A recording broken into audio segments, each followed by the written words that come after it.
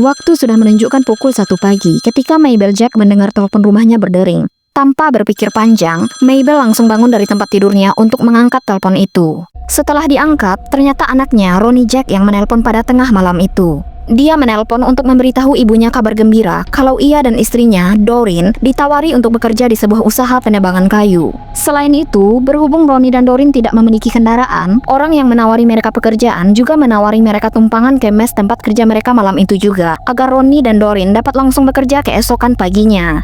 Namun, tepat sebelum Ronnie mengakhiri panggilannya, dia mengatakan sesuatu yang akan menghantui Mabel sepanjang sisa hidupnya. "Ibu, jika aku tidak kembali, tolong cari aku."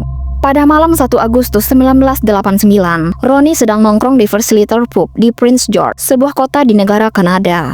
Bar tersebut sering ia kunjungi karena lokasinya yang tidak jauh dari rumahnya. Di First Little Pub itulah ia bertemu dengan seorang pria yang sampai saat ini identitasnya masih tidak diketahui. Pria ini tidak dikenali oleh para pengunjung atau staf bar yang bekerja di sana. Ia dideskripsikan sebagai pria kulit putih, berusia akhir 30-an hingga awal 40-an, dengan tinggi sekitar 183 hingga 198 cm, dan berat sekitar 91 hingga 125 kg. Para saksi menggambarkannya sebagai pria yang bertubuh kekar. Ia juga digambarkan memiliki rambut yang panjang dan berwarna coklat kemerahan, serta memiliki kumis dan janggut yang lebat. Ia mengenakan topi, kemeja kotak-kotak merah, jeans biru pudar, dan jaket nilon biru. Pria misterius itu oleh banyak saksi terlihat memulai percakapan dengan Ronnie, dan tak lama kemudian, ia memberikan tawaran yang sangat menjanjikan kepada Ronnie. Ia menjanjikan pekerjaan untuk Ronnie dan Doreen di sebuah usaha penebangan dekat Danau Klukuls, sekitar 40 km jauhnya dari rumah Ronnie. Tetapi menurut pria misterius tersebut, pekerjaan itu harus dimulai secepatnya dan sebagai kompensasinya, ia menawarkan bayaran yang besar. Ia juga akan menyediakan transportasi ke mes di dekat tempat penebangan, sesuatu yang dibutuhkan Ronnie dan Doreen karena mereka tidak memiliki kendaraan pribadi. Bagi Ronnie, ini terdengar seperti kesempatan untuk membantu keluarganya keluar dari masalah finansial yang mereka alami. Oleh karena itu, tanpa berpikir dua kali, Ronnie menerima tawaran ini. Menjelang tengah malam, pria misterius itu dan Ronnie terlihat meninggalkan bar dan menuju rumah keluarga Ronnie. Jika Ronnie ingin menerima tawaran ini, ia dan Doreen harus berangkat malam ini juga. Sesampainya di rumah, ia menelpon saudara lelakinya untuk meminta bantuan menjaga anak-anaknya selama ia dan Doreen bekerja di area penebangan kayu tersebut. Pekerjaan itu hanya akan memakan waktu sekitar 10 hari, maksimal 2 minggu.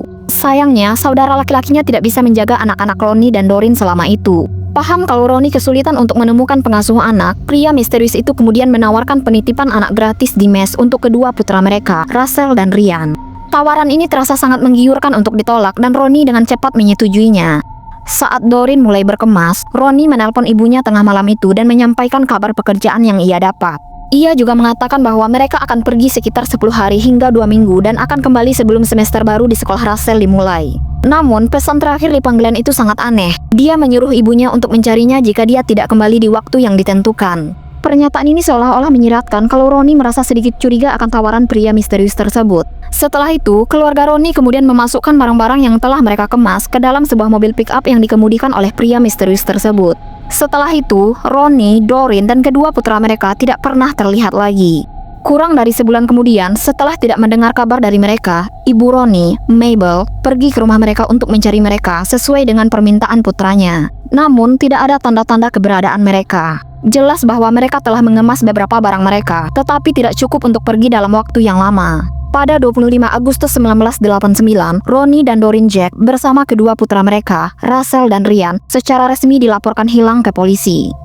Polisi kemudian memulai penyelidikan mereka di rumah keluarga Ronnie di Prince George dan menemukan sebagian besar barang-barang mereka masih utuh, termasuk barang-barang seperti pakaian, catatan sekolah, dan surat-surat penting. Semuanya ditinggal yang jelas menyiratkan bahwa Ronnie dan keluarganya berniat untuk kembali. Sayangnya, selama penyelidikan awal, kasus keluarga Ronnie menghadapi hambatan untuk mendapatkan perhatian dan sumber daya dari kepolisian. Terkadang, polisi terkesan tidak serius dalam upayanya memecahkan kasus ini, dan pencarian sepenuhnya bergantung pada usaha pencarian mandiri yang dilakukan anggota keluarga besar Ronnie. Hal ini diduga kuat karena rasisme terhadap penduduk asli Amerika oleh mayoritas orang kulit putih saat itu. Karena Ronnie dan istrinya sama-sama berasal dari suku asli Amerika, kasus hilangnya mereka tidak diselidiki dengan upaya penuh jika dibandingkan dengan kasus hilangnya penduduk kulit putih.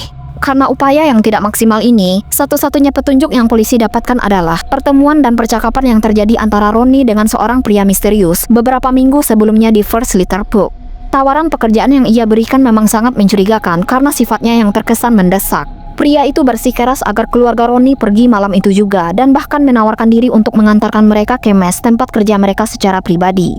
Tawaran dari pria ini tampak terlalu sempurna untuk menjadi kenyataan. Sketsa pria ini pun kemudian dibuat dan dibagikan ke khalayak ramai sebagai upaya identifikasi kemungkinan pelaku dari kasus ini. Sayangnya, hingga kini belum ada yang mengidentifikasi pria di sketsa tersebut. Pada Januari 1996, hampir 7 tahun setelah keluarga itu menghilang, petunjuk tak terduga dalam bentuk sebuah panggilan telepon singkat dan misterius muncul.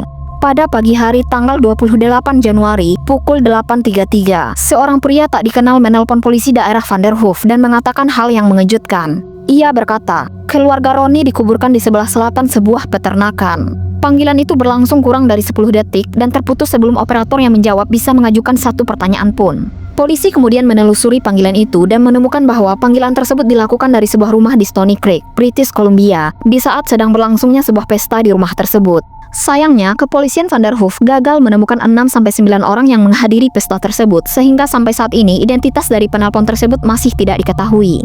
Pada tahun 2019, polisi melakukan pencarian dengan radar penetrasi darat di properti yang terletak di selatan daerah Vanderhoof, tetapi tidak ditemukan petunjuk yang berkaitan dengan hilangnya keluarga Roni. Dengan begitu, hingga kini tidak ada bukti mengenai keluarga Roni yang ditemukan. Pria misterius yang menawarkan mereka pekerjaan, panggilan telepon yang misterius, dan kurangnya bukti, semuanya menambah teka-teki akan nasib mereka.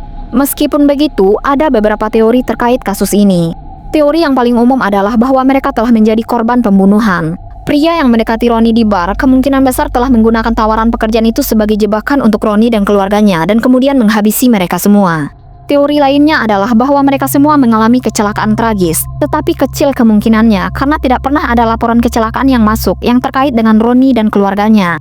Ada juga kemungkinan bahwa mereka menjadi korban perdagangan manusia, mengingat di daerah tempat Roni tinggal dan sekitarnya, banyak orang yang berasal dari suku asli Amerika yang menghilang dan diduga menjadi korban perdagangan manusia. Sampai kini, keluarga besar Roni masih terus mencari jawaban dan keadilan bagi Roni, Doreen, dan kedua putra kecilnya. Jawaban yang semoga saja cepat datang dan pelakunya dapat mendapatkan ganjaran yang setimpal atas perbuatannya.